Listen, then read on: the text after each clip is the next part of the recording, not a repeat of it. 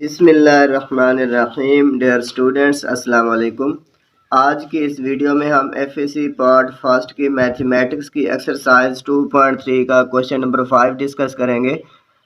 With the help of Venn diagrams verify the two distributive properties in the following cases with respect to union and intersection. दो question है। First part है A subset of B A intersection of C is equal to 5 and B and C are overlapping. ये first part है। और इसी तरह second part हमारे पास है इसी क्वेश्चन नंबर 5 का A and B are overlapping, B and C are overlapping, but A and C जो है वो डिसजॉइंट हैं। तो सॉल्व करते हैं। सबसे पहले हमें ये पता होना चाहिए कि डिस्ट्रीब्यूटिव प्रॉपर्टीज़ कौन सी होती हैं। तो टू डिस्ट्रीब्यूटिव प्रॉपर्टीज़ आर, एक तो ये हमारे पास कि distributivity of union over intersection A union into B intersection C. अब जब राइट हैंड साइड इसके लिखेंगे तो ए यूनियन के साथ बी को मिला देंगे तो ये आएगा ए यूनियन बी, और दरमियान में साइन इंटरसेक्शन का फिर ए यूनियन सी। मेरा जो बी है सेकंड प्रॉपर्टी है distributivity of intersection over union. क्योंकि यहाँ पे इंटरसेक्शन की बात हो रही है तो पहले इंटरसेक्शन आएगा A intersection into B union C is equal to, अब ए इंटरसेक्शन को बी के साथ मिलाएंगे, दरमियान में जो साइन आएगा वो यूनियन का आएगा, फिर हम लिखेंगे ए इंटरसेक्शन सी। तो first of all we solve the first part of question number 5 and first property. First part है हमारे पास ए सबसेट ऑफ बी और A intersection of C is equal to 5 and B and C are overlapping. और first property हमारे पास ये है distributivity of union over intersection.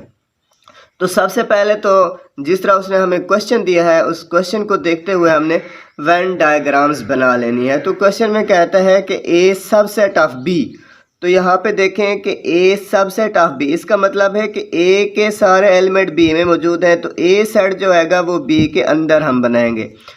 और दूसरी बात कह रहा है कि A intersection of C is equal to 5, मतलब ए और सी के अरकान जो हैं, एलिमेंट जो हैं वो कॉमन नहीं है। ए अलग सेट है, सी अलग सेट है, तो ए को और सी को हमने ऐसे अलग अलग बना लिया, मतलब ए के अरकान सी में मौजूद नहीं है। और नेक्स्ट यहाँ पे कंडीशन दे रहा है कि B and C are overlapping. अब देखें यहाँ पे बी और सी सेट जो है इनको हमने ओवरलैप कर दिया है। तो सबसे पहले तो हमने एक यू सेट यहाँ पे बना लेना है रेक्टेंगल। तो अब हमने जो प्रॉपर्टी वेरीफाई करनी है वो ये है कि A union into B intersection C is equal to A union B intersection A union C.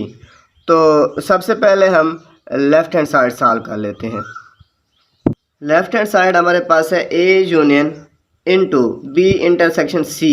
अब B intersection C, B intersection C में हमने कॉमन एलिमेंट लिखने हैं, तो यहाँ पे जो कॉमन एरिया है बी और सी का उसको हमने शेड कर देना है।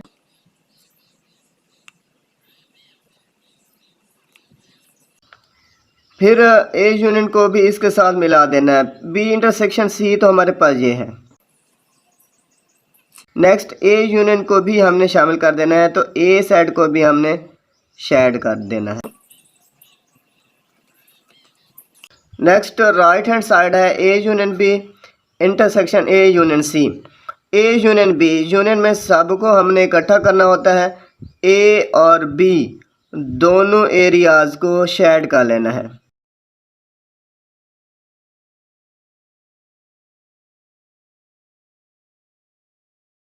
नेक्स्ट ए यूनियन सी करना है, तो ए और सी के एरियाज को हमने शेड कर लेना है।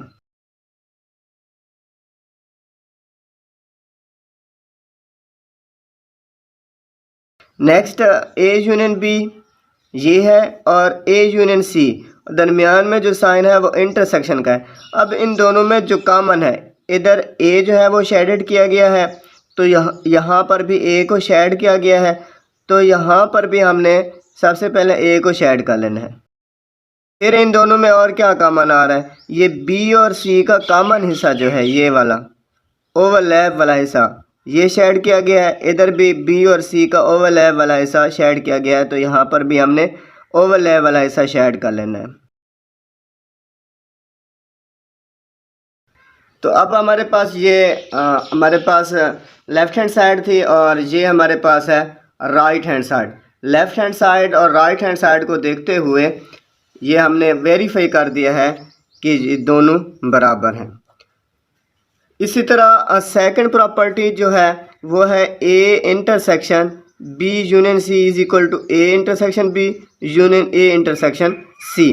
तो सबसे पहले हमने लेफ्ट हैंड साइड को सॉल्व कर लेना है A intersection B union C. अब ब्रैकेट्स के अंदर बी यूनियन सी है, तो पहले हमने B union C find out कर लेना है। बी और सी के एरियाज़ को शेड कर लेना है।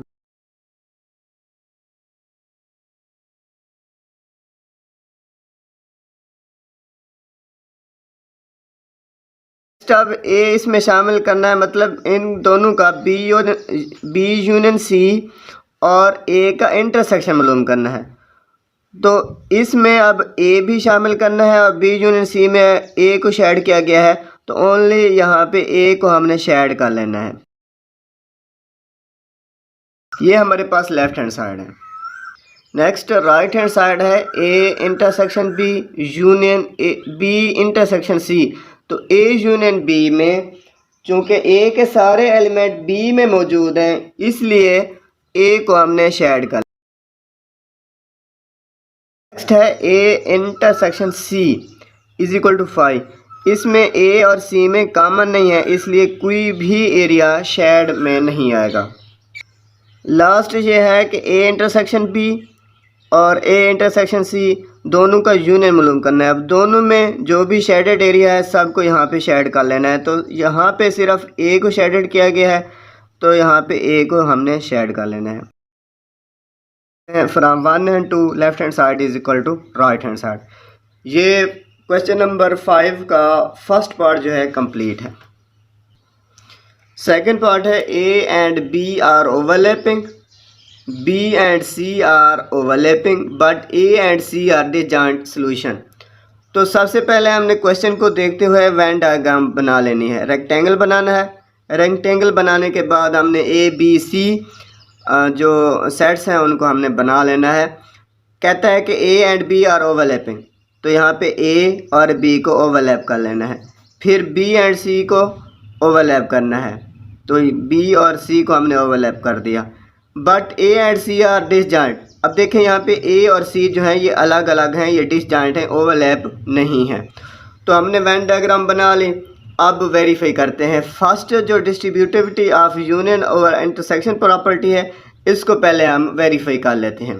तो इसकी लेफ्ट हैंड साइड हमारे पास है A union B intersection C. तो सबसे पहले ब्रैकेट्स के अंदर बी इंटरसेक्शन सी है, इंटरसेक्शन में कॉमन होता है, तो बी और सी का कॉमन पार्ट को शेड कर लेना है। नेक्स्ट ए यूनियन को इसमें शामिल करना है, तो इसका मतलब है जो पहले शेड किया गया है उसको शेड करना है और ए भी शामिल कर लेना है।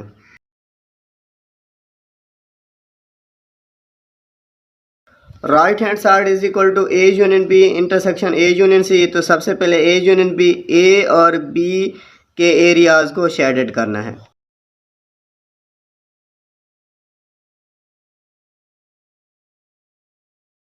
नेक्स्ट ए यूनियन सी, ए और सी के एरियाज को शेडेड करना है।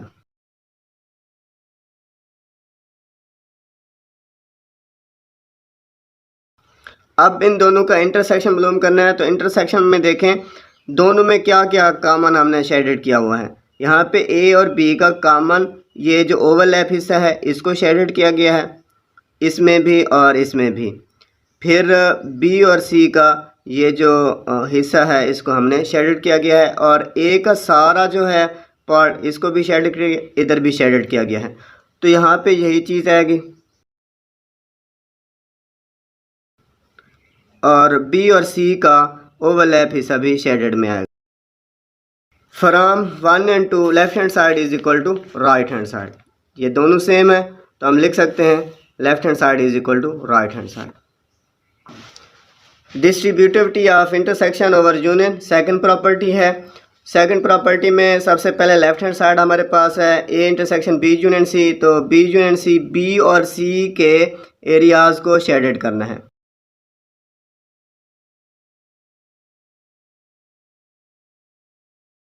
अब इसमें A intersection B union C, B union C में ये शेडेड किया गया है और इसमें ए इंटरसेक्शन दोनों में कॉमन क्या आएगा, ये ए और बी का ओवरलैप हिस्सा कॉमन आता है।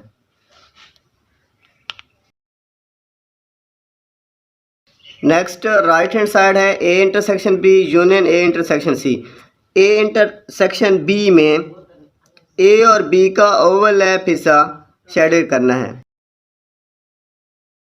ए इंटरसेक्शन सी, ए और सी में कुछ भी कॉमन नहीं है तो यहाँ पे शेडेड एरिया नहीं आएगा।